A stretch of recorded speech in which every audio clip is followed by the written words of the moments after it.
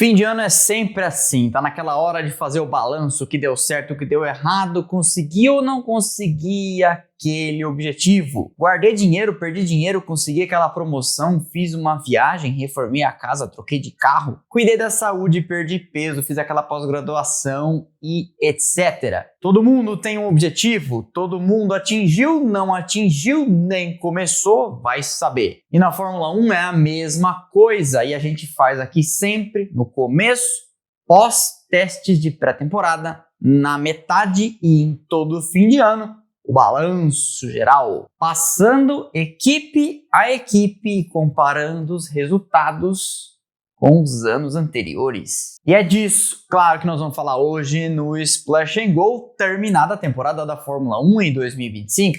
Vamos lá! Mas antes, este vídeo é patrocinado, tá na cara, pela Insider, a marca das Tech T-shirts, as roupas tecnológicas. E quando eu falo roupas tecnológicas em sentido amplo, blusinha, camiseta, short, boné, calça, meia, tudo que você precisar para ficar inteiraço na estica com roupas que te deixam confortável neste calor de dezembro. E em dezembro, festas de fim de ano, tá na hora de fazer aquelas compras e é sempre um terror, não é? Pois é, supermercado, shopping cheio, trânsito, ameaça de chuva, enfim, é melhor resolver isso numa tacada só. E para presentear, a Insider tem kits tech. Um para cada parente, você resolve o problema, como minha mãe fez inclusive no ano passado, desconfio que vai fazer nesse ano de novo. Já resolve e equaciona todos os presentes, já entra com o meu desconto, cupom Splash and Go e também pelo QR Code direto na tela. Fica tranquilo que vai aparecer outras vezes. Um para cada parente com descontos que chegam a até 30%, somando o meu cupom com os descontos que tem lá no site e mais. Porque não acabou. Você gera 20% de cashback para a próxima compra. Para aquele parente, para aquele amigo, para aquele colega de trabalho que você esqueceu. E aí você vai lá e resolve novamente. Tem kit de calça mais camiseta, short mais camiseta, enfim. Entra lá e confere. Estou te pondo na cara do gol, estou resolvendo o seu problema no atacado. Você não vai precisar enfrentar fila, pagar vale para estacionamento, shopping cheio, caixa lotado, etc. Cola de mim, mais uma vez, você vai passar de ano, vai pelo meu cupom, já entra com desconto acionado, economiza tempo, você pode gastar depois comendo chocotone, assistindo meus vídeos, enfim, você usa como quiser depois. Me agradeça, mas antes disso, vai lá no site da Insider. Beleza? Seguimos.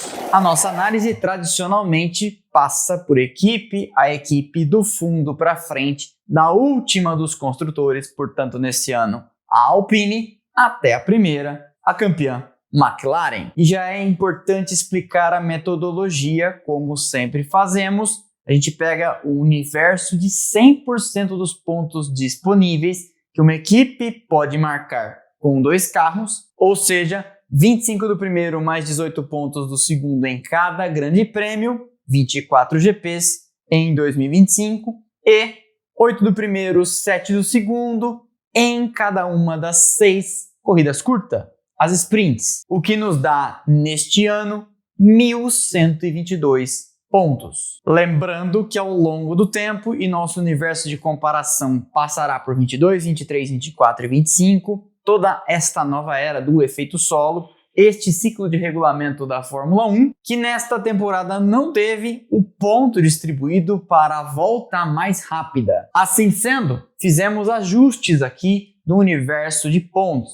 Por exemplo, 2022 foram 22 grandes prêmios e 3 corridas sprint, com ponto para a volta mais rápida. Logo, 1.013 pontos. Em 2023, tivemos os mesmos 22 grandes prêmios, embora 24 estivessem previstos, porque Xangai foi cancelada ainda pela pandemia e Imola em razão de uma enchente. Então, 22 grandes prêmios, mas aí 6 corridas curtas, o que levou o universo de pontos para 1.058, também aí com o ponto da volta mais rápida. Em 2024 foram 1.146, 24 GPs, 6 sprints e o ponto adicional do giro mais rápido da corrida. E nesse ano, 1.122, já sem este um pontinho adicional para o Fastest Lap. Eu admito que achei muito boa essa mudança. Achava meio nada a ver dar um ponto para a volta mais rápida. Tudo isso para explicar que 300 pontos em 2022, 23, 24 e 25, como o total de pontos explicado aqui foi mudando, tem um peso percentual diferente. Também é válido já deixar explicado porque em outros anos eu fui perguntado como assim uma equipe tem X%, a outra tem Y%, a outra tem Z%, somando tudo dá mais do que 100%. É porque isso não é uma pontuação de eleição, por exemplo, que um voto é para uma pessoa, votou nessa, não votou na outra. Nós temos que lembrar que na Fórmula 1 são distribuídos pontos para os 10 primeiros colocados, mas uma equipe tem apenas 2 carros, então ela marca primeiro 25, segundo 18 e sobram os pontos do terceiro até o 10º.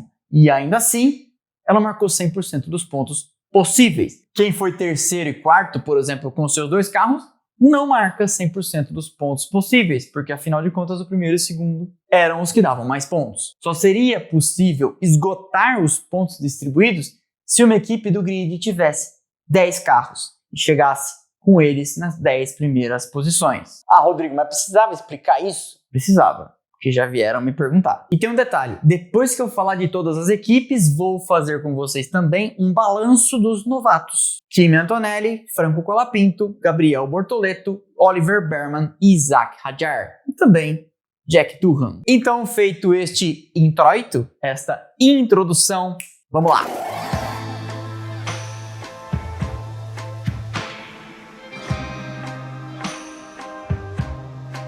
A Alpine Renault terminou o campeonato desse ano na 10ª e, portanto, última posição nos construtores com 22 pontinhos marcados. 1,96% dos pontos possíveis para uma equipe neste campeonato. Um desastre, um fracasso, um colapso progressivo, como eu coloquei no subtítulo deste tópico, porque ela veio avançando e explorando novos horizontes em matéria de fundo do poço. Mas isso precisa de uma explicação mais detalhada. A Alpine, uma fabricante pertencente à Renault, sofreu uma queda brutal no seu aproveitamento no comparativo com 2022, mas também no comparativo com 2024. Com a dupla Alonso e Ocon, ela foi quarta no primeiro ano deste regulamento, com 173 pontos. Em 23, caíram para um sexto lugar com 120 marcados. Alonso já tinha se pirulitado para Aston Martin, passou por aquela humilhação de perder Oscar Piastri num escândalo bastante público, repetiu a sexta posição em 2024, mas com metade dos pontos, quer dizer, um pouquinho mais do que metade, caiu de 120 para 65. Lembrando, metade destes pontos, 65, foram marcados com o segundo e terceiro lugar de Ocon e Gasly, que caiu do céu aquele pódio em Interlagos, no caso caiu literalmente, né, porque choveu pra cacete. E nesse ano foram a 22, um terço do ano passado, que foi metade do anterior. Por isso que eu disse, inovando e descobrindo novos horizontes em matéria de fracasso. A gente não pode perder de vista que a Alpine é uma fabricante que chegou na Fórmula 1 com pompa e circunstância sob a chancela da Renault, sua irmã mais velha e dona. E o objetivo declarado, o eterno objetivo de fazer um carro azul, uma Ferrari francesa, uma super equipe que existe já há muito tempo, desde a época da Ligier, etc., era declarado num plano que eles diziam ia durar 100 grandes prêmios. Só que essa marca de 100 grandes prêmios foi sendo renovada e adiada. Era sempre 100 grandes prêmios, mas a partir de agora, tá? Então 0 velocímetro vai de novo. E a moral dessa tropa chegou ao fundo do poço agora em 2025, quando eles foram comunicados pelo CEO da companhia, que já saiu e foi trabalhar na Gucci, a grife, Luca Di Meo, o nome dele, que o programa de fabricação de motores franceses ia ser encerrado na fábrica de Viry-Châtillon. A Alpine passa no ano que vem a ser cliente de motores da Mercedes, o que pode dar certo, porque a Mercedes costuma acertar. Mas veja só que retrocesso. Uma fabricante abrindo mão de fabricar. Não que o motor fosse incrível, mas é basicamente deixar de estar na chamada fronteira tecnológica. São poucos os países que fazem motores de Fórmula 1. E a França, com a Renault Alpine, acabou de abrir mão disso. A dupla de pilotos está mantida, Pierre Gasly, que não tem muito para onde ir e todo dia dá graças a Deus de ter saído da esfera Red Bull.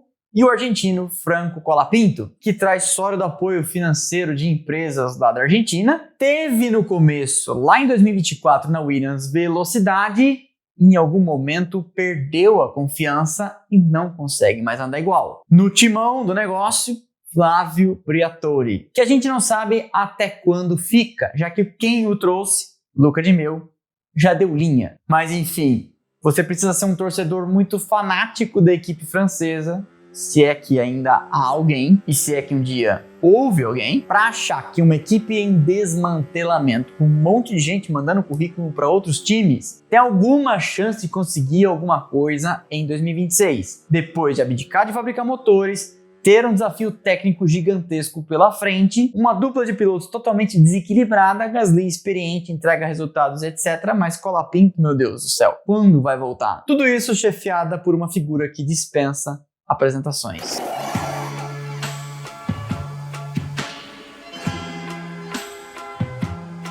O ano da Sauber foi de uma montanha-russa dramática que terminou com um final feliz. A equipe no ano passado teve, veja bem, escute, 0,35% de aproveitamento, marcando 4 pontinhos com Guan Yu Zhou no Grande Prêmio do Catar. E ressurge nesse ano com algo que é pouco, mas é muito melhor.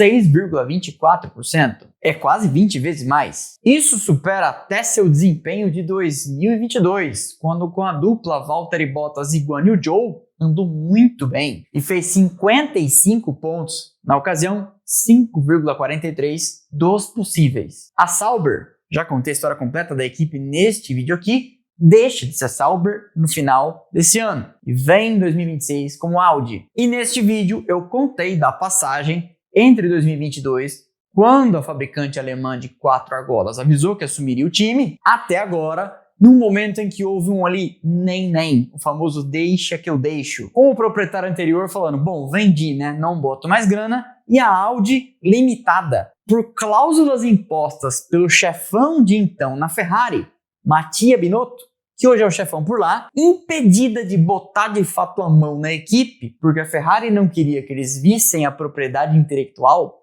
aprendessem com os motores que são fornecidos até esse ano por Maranello, e aí a equipe virou um anal à deriva, um cachorro sem dono, porque o dono anterior falava, bom, vendi, e a Audi não podia fazer ainda nada. E o resultado apareceu nos desmandos. Quem era gestor não podia mandar em tudo, não podia fazer o que queria, não podia investir na fábrica, e a equipe caiu de sexta em 22 para nona em 23, foi última em 24 e penúltima em 25. 6,24% dos pontos, até porque dificilmente seria possível piorar do que aconteceu no ano passado. A dupla de pilotos Nico Hülkenberg e Gabriel Bortoleto mistura experiência e juventude, os dois são velozes, trabalham bem e trabalham em harmonia, e o alemão, num ano inspiradíssimo, conseguiu até aquilo que todo mundo já achava impossível, meter um pódio em Silverstone. Gabriel teve um ano de aprendizado, inclusive se alternou, na minha opinião, com Berman e Hadjar como o melhor novato, terminou num patamar abaixo desses dois, calma, assista até o final, mas somou seus pontos, o que é importante. E se ele mesmo dá uma nota boa para o próprio ano e sabe das dificuldades que enfrentou, a gente dá o crédito e fica para ver o que será em 2026. Mas tem uma coisa em relação a Sauber. Este nono lugar tem um gosto amargo, embora seja melhor do que o 10º do ano passado, porque por uma série de detalhes poderia muito bem ter sido 8º, 7º, às vezes até um 6º. Foram várias as vezes em que, por equívocos, micro-erros na operação de um final de semana, a equipe e os pilotos deixaram na mesa pontos importantes que no somatório total poderiam ter nos levado a uma posição melhor. Cada posição a mais dá ali uns 10 milhões de dólares de grana. No ano que vem, como Audi, tudo muda, inclusive motor próprio. A Audi é uma fabricante gigante, tem tradição de vitórias no automobilismo, WEC, Fórmula E e Rally, mas nunca pisou na Fórmula 1. Até lá no passado, nas eras de grandes prêmios, como Auto Union, que é uma das componentes do que virou a Audi, participou e venceu de corridas, mas isso é tão distante como você falar de uma característica sua do dia a dia que seu tataravô tinha, entendeu? Um século de distância. A dupla de pilotos continua e confia no projeto de que uma grande fabricante só pode mirar para cima na Fórmula 1, não se for a Alpine.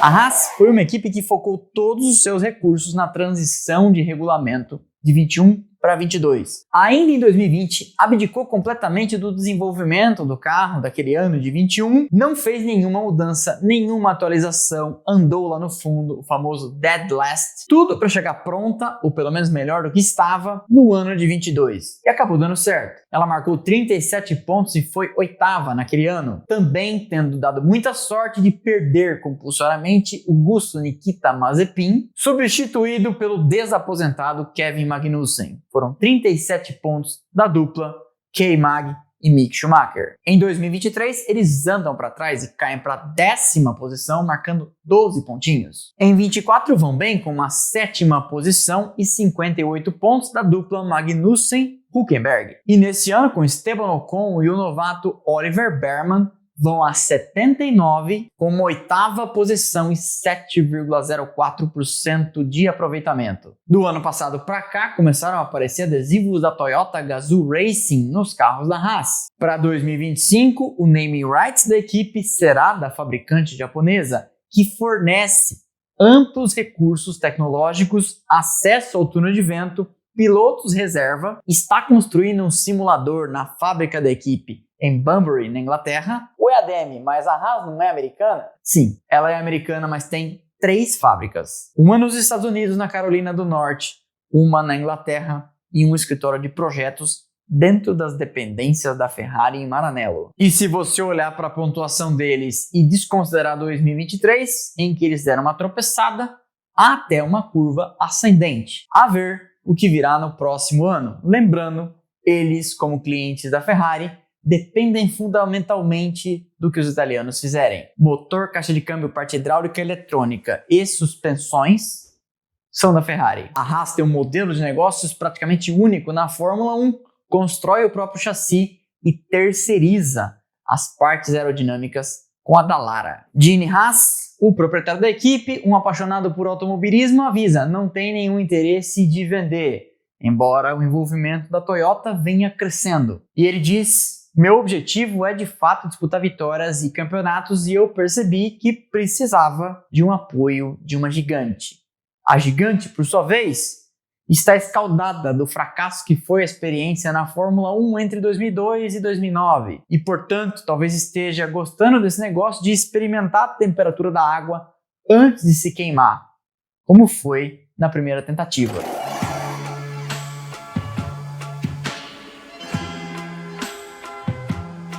Vai ficar uma gracinha aqui o gráfico de posições da Aston Martin nesses 4 anos. 7ª, 5ª, 5ª, 7ª de novo. 55, 280, 94 e 89 pontos. É a trajetória neste ciclo do regulamento mais volátil do grid. Depois de um salto espetacular de 22 para 23, com Fernando Alonso voltando a sorrir no pódio, um carro muito bem projetado por Dan Fellows, ex-Red Bull, uma fábrica nova, túnel de vento, parecia que os dias de glória estavam encomendados. Só que se eles estão encomendados, é aquela encomenda, aquela pizza que vai chegar fria. Porque Papai Stroll vem investindo milhões, dinheiro seu e de investidores. Contrata talvez até mais gente do que tem a condição de absorver e encaixar na estrutura. Tem um piloto experiente e ainda muito veloz, Fernando Alonso. Tem seu filho no outro carro numa vaga cativa. Ele corre até quando quiser. Conseguiu atrair, no meio do ano passado, Adrian Newey, que começou a trabalhar em março desse ano. Mas tem resultados, especialmente olhando para o aproveitamento e não nas posições de pontuação de construtores, que deixam muito mais a impressão de que 23 foi uma exceção, um ponto completamente fora da curva, do que um começo consistente de alguma coisa. Porque se você olhar 22, 24 e 25, eles todos têm muito a ver e 23 não. Porque 5,4, 8,20 e 7,93% são muito mais próximos do que os 26. daquele monte de pódios de Alonso em 23. A equipe trouxe um ano atrás Andy Cowell, ex-Mercedes, um gênio da parte técnica, para ser CEO. Ele começou a fazer uma série de mudanças e interrompeu um fluxo infinito de atualizações que eles nem sabiam por que traziam para o carro e que resultados produziam, e assim não conseguiam nem replicar o que deu certo e evitar o que deu errado num approach, numa abordagem que parecia fazer sentido, mas de repente também Cowell já não é mais CEO, já não é mais diretor técnico, porque veio para o posto de mandar na coisa toda Adrian Newey, e Cowell foi mandado agora para um posto na parte de motores junto com a Aramco e com a Valvoline, naquele desenvolvimento tripartite que envolve o novo combustível de 2026. Para a posição de Team Principal está Newey, mas todo mundo aposta que isso é temporário. Deve vir alguém aí. Tem gente que especula, Christian Horner, tem gente que fala em Andreas Seidel, que tinha fama de competente, mas ficou em parte com a reputação chamuscada, porque era ele, o chefe, no naufrágio da Sauber, de 22 para 23 e 23 para 24. Vai saber. Dinheiro não falta, apoio de fábrica da Honda com motores também não. Newey sabe fazer carro, mas ao fundado receio de que uma hora Lawrence pode perder a paciência, resolver picar a mula, porque as equipes de Fórmula 1, inclusive a Aston Martin, estão valendo a essa altura muito mais, múltiplas vezes mais, do que a grana que ele gastou para resgatar a Force India, que virou Racing Point e é hoje Aston Martin. Mesmo se você computar o dinheiro que ele já torrou para refazer fábrica, túnel de vento e essa coisa toda. Então muita gente pensa que Papai Stroll pode concluir em algum momento que talvez seja melhor sair com algum lucro, algumas centenas de milhões de dólares, percebendo que talvez o buraco seja mais embaixo, que gerir uma equipe de Fórmula 1 não seja para ele. E com isso ele terá mantido o discurso de nunca perdeu nos negócios. Não terá perdido dinheiro, mas até aqui vem perdendo na Fórmula 1.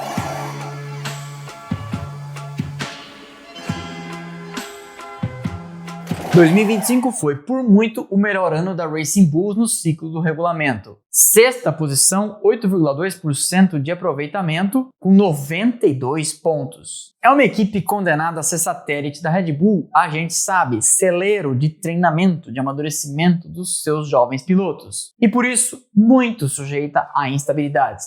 É raro o ano, talvez seja nenhum ano, que eles começam e terminam com a mesma dupla de pilotos. Que é até curioso, vou conferir isso agora. 2022, Pierre Gasly e Yuki Tsunoda, o ano inteiro. 2023, Yuki Tsunoda, Nick De Vries, Daniel Ricciardo e Liam Lawson. Tsunoda fez o ano completo, De Vries foi substituído no meio, o substituto foi substituído porque machucou a mão, Ricciardo, veio Lawson, quando o Ricciardo estava bom, sai Lawson, volta Ricciardo. Que zona. 2024, Daniel Ricciardo, Liam Lawson e Yuki Tsunoda. Ricciardo caiu fora, em Singapura veio Lawson. E nesse ano, o ponto constante foi o novato. Isaac Hadjar, vindo da Fórmula 2, fez o ano inteiro e a troca aconteceu no carro do, aspas, experiente. Porque Tsunoda correu 2 provas com eles, subiu para a Red Bull e Lawson foi rebaixado. Portanto, como eu disse, não é o mais estável dos ecossistemas, dos ambientes de trabalho, mas sem dúvida, e apesar de todo esse ruído, é uma trajetória consistente. 9º, 8º e 6º lugar. Lembrando que houve troca na chefia, Franz Tost, Lohan Mekis e agora Peter Bayer, que houve mudança estrutural e mudança na forma de fazer os carros, porque eles fabricavam muitas peças em Faenza e a partir de 2024 começaram a comprar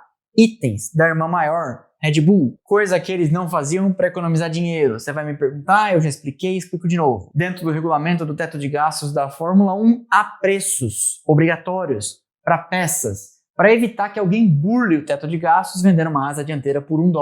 O que faz com que eles gastem mais comprando peças pelo valor estabelecido pela FIA da Red Bull do que se fabricassem na fábrica.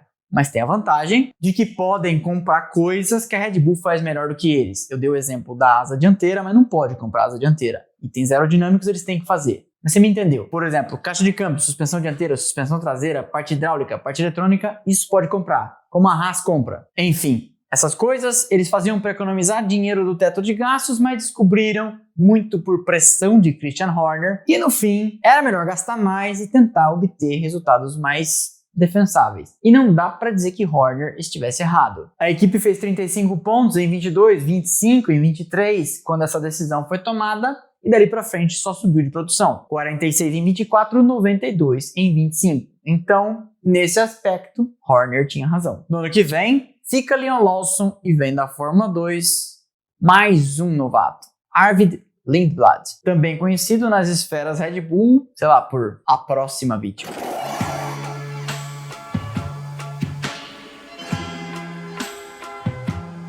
A história da Williams parece aquele arco redentor de filme de Hollywood. 10º lugar, 8 pontos com 0,79% de aproveitamento em 22. 7º em 23, 9º em 24 quando assumiu James Vowles. E um impressionante 5º lugar em 2025 com 137 pontos.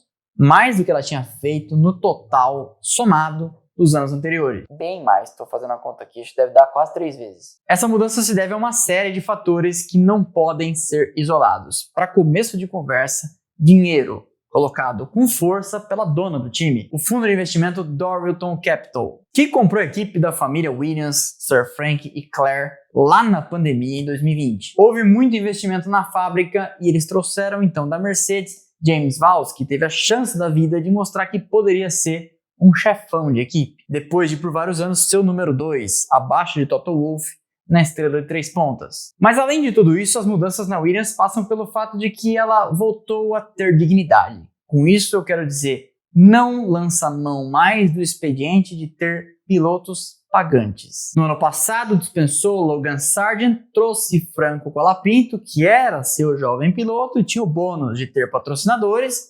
Ele marcou pontos 3 vezes, se não me engano, bateu bastante, é verdade, mas aí ela até fez um caixa porque, já tendo assinado com o Carlos Sainz, não tinha o que fazer com o argentino. E aí passou o rapaz nos cobres, que foi para a Alpine. Lá ficou como reserva, mas como a gente sabe, isso não demoraria muito para mudar. Mas o fato é que agora a Williams corre com 2 carros, tem Alexander Albon renascendo depois do tombo na Red Bull, e outro vindo daquele lado, Carlos Sainz, com mais tempo fora, porque depois já tinha passado por Renault, McLaren e Ferrari. É um cara veloz, inteligente, com know-how, com conhecimento de outras organizações bem-sucedidas. A McLaren, nesse momento, é a campeã de construtores.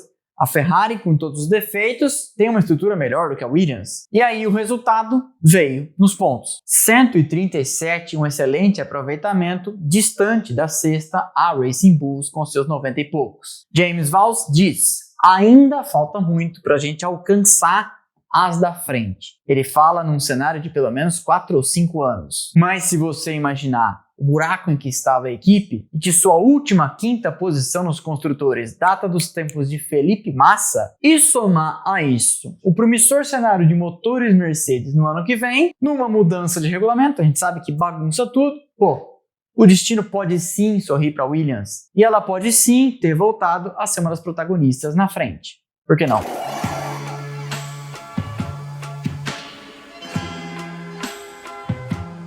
Se você olhar esses 4 anos da Ferrari em perspectiva, acho que a impressão que vem, não tem como pensar muito diferente disso, é um eterno recomeço. A Ferrari está sempre em reconstrução, correndo talvez atrás do rabo, buscando a próxima era Schumacher, a próxima era Lauda. E dá até para você pensar que, na verdade, a Ferrari tem uma tradição de derrotas, pontuada ali por alguns espasmos de sucesso. Não seria exagero. Foi vice nos construtores em 2022, teve carro para vencer corrida no começo daquele ano, caiu para terceira em 23, foi vice de novo, brigando pelos construtores até a última corrida contra a McLaren em Abu Dhabi, e despencou nesse ano, claro assim, despencou, não é que foi última, mas foi 4ª, sendo ultrapassada até pela Red Bull, que corre, a gente sabe, com um carro só, e fez menos pontos na soma dos 2 carros do que Verstappen sozinho. A expectativa no começo de 2025 era enorme, tinham terminado muito bem o ano passado, estabilidade de regulamento, a vinda de Lewis Hamilton, tudo parecia conspirar para pelo menos incomodar, e não incomodou. Não venceram nenhuma corrida, quer dizer, Hamilton levou uma sprint na China, mas sprint não é grande prêmio, e descobriram cedo uma falha crônica de projeto. Até trouxeram uma prometida e milagrosa, suposta, atualização Mandrake na caixa de câmbio, que acabou não resolvendo nada, e concluíram muito cedo que era melhor largar o carro de 2025 para trás. Focaram então, de maio para cá, todos os seus esforços no novo carro, no novo motor, na nova era, e terão de lidar no ano que vem com um pesado escrutínio, com todo mundo olhando com lupa para saber. E agora? Porque a gente sabe, provavelmente o destino de Lewis Hamilton está intimamente conectado com o que virá em 2026. Outro que pode ter seu destino decidido pelo começo do ano seguinte é Fred Vasseur, mas ele, diferente de Hamilton, pode não ser senhor do próprio destino e terminar chutado da posição de chefia. E não para por aí, porque Leclerc é um nome valorizado no mercado, tem velocidade, tem experiência e pode, ainda que eu não consiga imaginá-lo com outras cores de macacão, fazer as malas e cantar na freguesia da Aston Martin ou da Mercedes.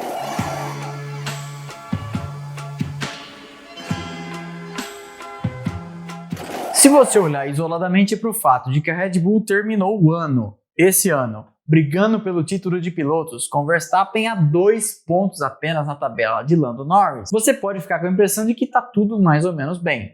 Mas o comparativo com 22 e 23 é abismal. Eles venceram construtores no primeiro e no segundo ano desse regulamento, com altos aproveitamentos, 74,9% no primeiro ano e espantosos 81,29% em 2023. E eu tô falando dos pontos, com Sérgio Pérez puxando essa média para baixo, porque lembre-se, eles venceram 21 de 22 corridas. Aí em 2024, com o Império ameaçando ruir, Adrian Newey dando linha, Christian Horner em guerra contra os Verstappen, a saída de Rob Marshall, a saída de Jonathan Whitley, o primeiro para a McLaren, o segundo para a Sauber, fizeram com que Verstappen conseguisse segurar a peteca e vencesse o campeonato de 24, mas nesse ano nem isso deu certo. Porque a McLaren faturou construtores e aí com sua dupla de pilotos, velozes mas ainda, vamos chamar assim de imberbes, Lando Norris e Oscar Piastri, conseguiu roubar muitos dos pontos, a maior parte deles, a Mercedes subiu de produção e a Red Bull manteve o terceiro posto muito graças à Ferrari, que afundou, se não poderia ter sido a quarta. É o pior ano de aproveitamento nesses quatro, 40,20%, ainda correndo com um carro só, mas no outro, com Yuki Tsunoda, deve agora mandar uma cartinha, uma cesta de Natal para Sérgio Pérez, que acabou inocentado. Para fins de análise, é só você pensar que Pérez teve, eu digo para você, 152 pontos no ano passado contra 437 de Verstappen. Arredondando, vai, 30%. Enquanto Tsunoda não fez nesse ano 8% dos pontos de Verstappen. Foram 33 contra 421. O que será desse império que, ao tempo da gravação desse vídeo, no dia de hoje, perdeu também Helmut Marko, o único nome remanescente daquela Red Bull lá de 2005. Aliás, nesse final de ano, aproveite para ver a nossa trilogia com a história da Red Bull. Recomendo. Aliás, recomendo para o final de ano toda a nossa playlist de equipes que amamos.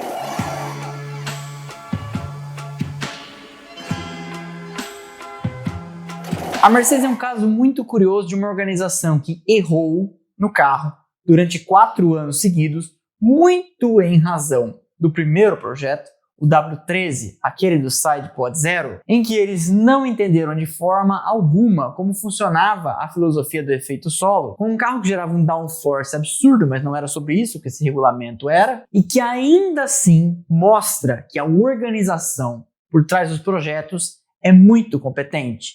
Arrisco dizer, ao lado do que já foi a Red Bull, a melhor da Fórmula 1. Eu explico. O W13, o pior na pista destes 4 carros, fez 50,84% de aproveitamento e ela foi terceira. Ela não acertou ainda em 23 no carro, nem 24, nem 25, para ser bem franco. Mas ainda assim foi pegando o caminho das pedras e não sofre com aquele escândalo que era o porpoising em 2022. Mas ainda assim não conseguiu replicar o melhor aproveitamento dessa era, que foi no primeiro ano, mesmo tendo vencido 3 grandes prêmios, 2 com Hamilton, 1 com Russell, em 2024. Foi terceira em 22, segunda em 23, quarta em 24, segunda de novo em 25. Perdeu uma estrela de referência no final do ano passado, Lewis Hamilton, e veio uma jovem promessa, Antonelli, que ainda erra bastante, mas no terço final do ano veio mostrando evolução e tem um ano crucial pela frente. Hora de mostrar o voto de confiança que recebeu e provar para todo mundo aquilo que a Mercedes diz já saber sobre ele,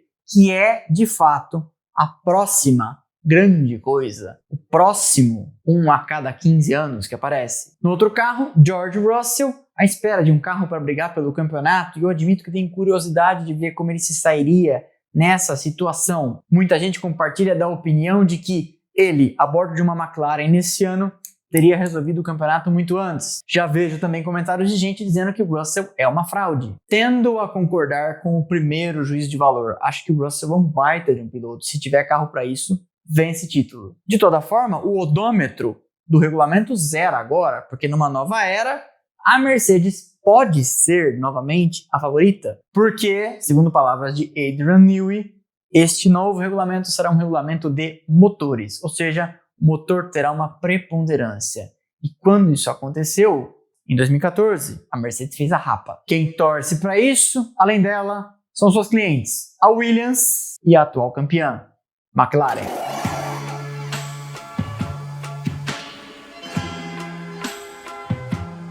A McLaren, nessa era, nesses últimos 4 anos, é um lembrete incômodo para a Mercedes de que dá, sim, para no meio do caminho recuperar a mão de maneira espetacular, inclusive no meio de um campeonato como aconteceu em 2023, e sair de uma posição muito desfavorável. Lembre-se que na pré-temporada de 2022, os carros da McLaren mal conseguiam andar, tinham superaquecimento, problema de freio, etc. E a dupla, Lando Norris e, não sei se você se lembra, Daniel Ricciardo, fez 159 pontos, bons o suficiente apenas para a 5ª posição. No final daquele ano, Ricciardo foi avisado, você não fica, e veio então aqueles que eles roubaram da Alpine, Oscar Piastri. Piastri teve um bom primeiro ano, venceu uma sprint no Qatar, mas eles tinham pela frente uma Red Bull que simplesmente não perdia, vencendo 21 de 22 provas, como eu comentei agora há pouco. Ainda assim tiveram uma excelente recuperação, buscaram uma 4ª posição nos construtores, com 302 pontos. E aí em 2024, a partir de Imola,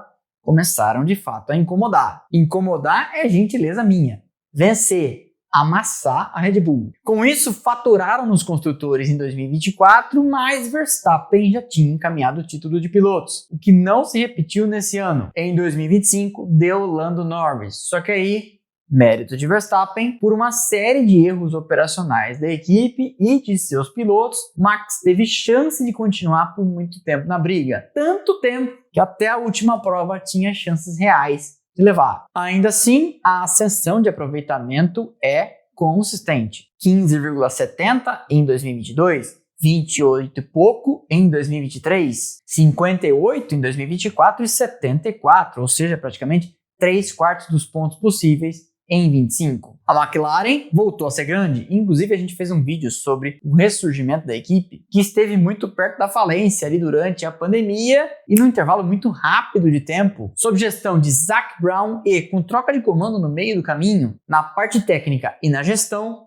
saiu James Key e veio Rob Marshall da Red Bull, e saiu Andreas Seidel do comando da equipe e veio Andrea Stella. A dupla de pilotos é veloz, Oscar Piastri e Lando Norris, esse o atual campeão, que pode inclusive virar aquela chavinha e passar a produzir ainda mais, e eles são clientes da Mercedes, tendo como bônus o fato de que terminam com moral esse regulamento e fica evidente que tem um corpo técnico capaz de entregar novos e bons projetos. Nada disso, entretanto, para as 10 equipes vale. Afinal de contas, começa tudo na maior mudança de regulamento da história da Fórmula 1. Muda o chassi, muda a parte aerodinâmica, mudam os motores e o combustível, que faz com que eles funcionem. E sim, eu farei um vídeo dedicado sobre o novo regulamento. Vamos deixar virar para 2026, explicando os detalhes técnicos, a aerodinâmica ativa, o combustível 100% sintético, os novos motores V6 híbridos turbo, sem o MGUH, etc. Falaremos disso tudo oportunamente. E oportunamente é quando começar o ano, porque eu já vi vídeos circulando aí sobre o regulamento de 26 desde 2024, o que eu acho meio cedo. E os novatos? Você tinha me prometido falar de cada um deles e fazer aqui uma espécie de ranking? Sim, eu farei. E como é a cara desse canal, não fugiremos ao debate. Eu ranqueei aqui o desempenho dos 6 novatos, porque afinal de contas nós tivemos, além de Franco Colapinto na Alpine, Jack Durham, ainda que em diferentes graus de novatos, porque Colapinto fez o final do ano passado inteiro com a Williams, e aí assumiu nesse ano a partir de Imola. Durham, por sua vez, não estreou na Austrália, porque tinha feito o último grande prêmio do ano passado, não sei se você se lembra disso, no lugar de Ocon, na Alpine. Mas, enfim, para simplificar, colocamos todos no mesmo balaio. Mas também não importa muita coisa, porque, spoiler, eles são os 2 últimos. E tomaram, os 2, uma lavada do Gasly. No meu ranking, nosso ranking aqui no Splash and Go, o primeiro deles...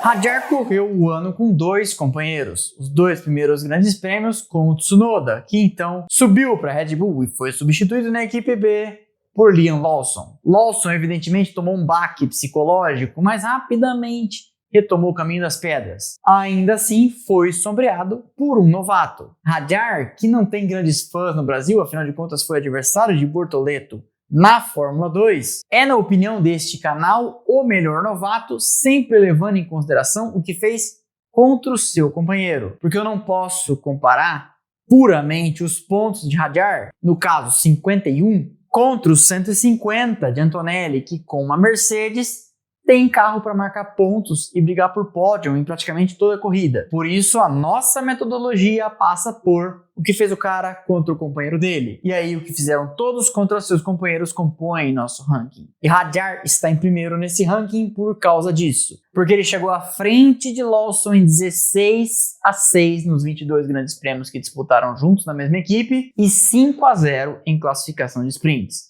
No total de pontos, 51-38. No seu ano de estreia, contra um cara experiente e tendo começado o ano batendo na volta de apresentação. Berman é um jovem piloto da Ferrari e está fazendo um período de amadurecimento na Haas, sua cliente de motores. Por lá encontrou um companheiro experiente, vencedor inclusive de grande prêmio, Ocon, que foi posto para fora da Alpine no ano passado pelas confusões que arrumou com Gasly. Os dois fizeram o ano inteiro juntos e em classificação de grandes prêmios, 14-10 para o jovem inglês, que fez também pontos. Não foi uma lavada, é verdade, mas foi 41-38. Resultado, portanto, percentualmente inferior ao de Hadjar, que fez 51-38 contra Berman, 41 aos mesmos 38, mas não o mesmo companheiro, é claro. Ele classificou na frente em 14-10 nos grandes prêmios e 4-2 nas sprint. Teve um começo de ano bom, apagado no meio do ano, inclusive trombando com o companheiro em Silverstone, mas soube se refazer, retomou o caminho dos pontos e fechou o ano bem. E por isso leva a segunda posição.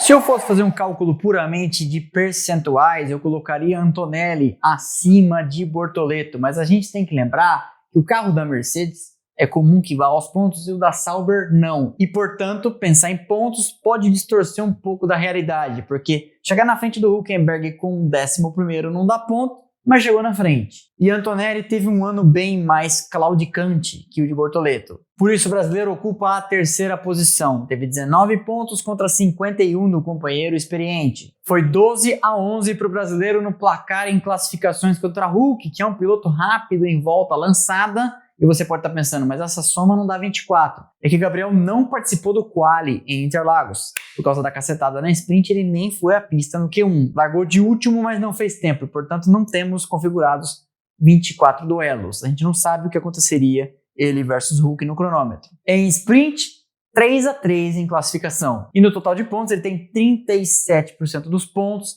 de Hulk contra 47% de Antonelli. Mas eu já expliquei o critério. Gabriel teve um ano de altos e baixos e cansei de fazer aqui o sinal de uma trajetória ascendente. É certo que aprendeu muita coisa, começou o ano cometendo alguns erros. Em dado momento, aqui por nós, foi classificado como o melhor novato, ali naquele meio de ano em que ele marcou pontos em 3 de 4 corridas. Depois voltou a cometer alguns erros no final de semana de Interlagos, bateu 2 vezes, bateu de novo na primeira volta em Las Vegas e passou raspando nos pontos na última prova do ano. E passa tranquilamente para 2026, com no mínimo 7 no boletim, tranquilamente. Mas, no comparativo com os outros dois da frente, Hadjar e Bearman, fez bem menos frente ao seu companheiro.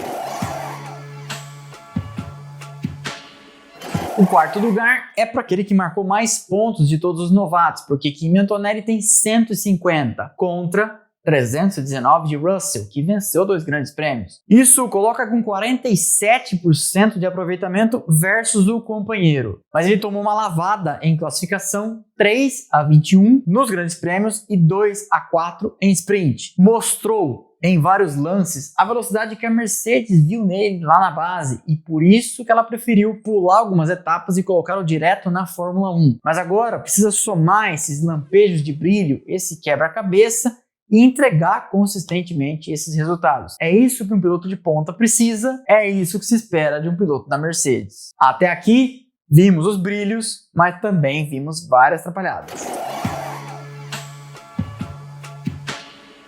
Pode parecer esquisito colocar Jack Doohan na frente de Colapinto, mas a verdade é que talvez você tenha esquecido que ele tinha conseguido colocar o carro uma vez à frente de Gasly, parecia estar pegando o passo da coisa quando foi podado por Briatore, que estava mais interessado na grana dos patrocinadores do companheiro reserva argentino. O universo de amostragem de Doohan é menor. Ele correu até antes de Imola e até ali tinha tomado de 5-1 do francês e 1-1 em classificação para as sprint.